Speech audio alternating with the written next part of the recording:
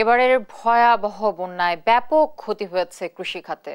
দর্শক, বিস্তারিত জানাতে কুমিল্লা থেকে যুক্ত হচ্ছেন সহকর্মী সুমন কবির। সুমন, ক্ষতি পুষিয়ে নিতে কি ধরনের উদ্যোগ নেওয়া হচ্ছে কুমিল্লাতে জানাবেন?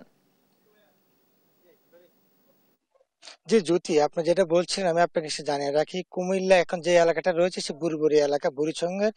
এখানে আমি একটি কৃষি কর্মকর্তা আমাকে জানিয়েছেন যে কুমিল্লা এবার ৪৯,০০০ আসলে হেক্টর জমি ক্ষতি হয়েছে। তার মধ্যে ২২,২৯৩ জমি হচ্ছে আমন ধান, যেখানে ওঠার কথা ছিল।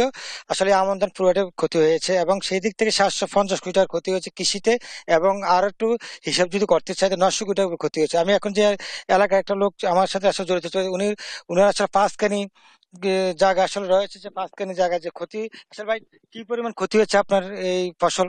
ভাই আমাদের পাঁচখানি ক্ষেত ছিল, সবে ধান ক্ষেত ছিল, পাকনা ছিল, বুঝছেন নি?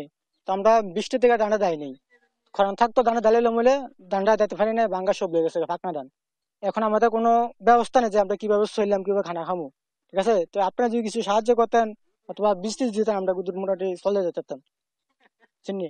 এখানে আমাদের রাস্তাগুলো খুবই খারাপ, হাঁটার মতো কোনো রাস্তা হবে আমাদের। ঠিক আছে, তো আমাদের যুব সমাজ, ঠিক আছে, সব যুব সমাজ মিললে কিছু বস্তাদের রাস্তার উপরে আমরা হাঁটার রাস্তা করছি, যাতে সবাই হাঁটতে পারে, আইতে আইতে যেতে পারে। আচ্ছা, যেটা বলছেন আপনাদের এলাকায় আসলে কেমন ফসল ক্ষতি হয়েছে? আপনি ইয়ে জিজ্ঞাসা করুন। কেমন ফসল ক্ষতি হয়েছে আপনাদের এলাকায়? আমাদের এলাকায় এই যে আপনি দেখতে পারতেছেন, প্রায় অনেক জমি, যেমন আপনি ভিতরে ঢুকলে দেখতে পারবেন যে আরো বেশি। কত আমি তো হেক্টর জমি টোটাল হবে? কত হেক্টর জমি আপনাদের এলাকায়?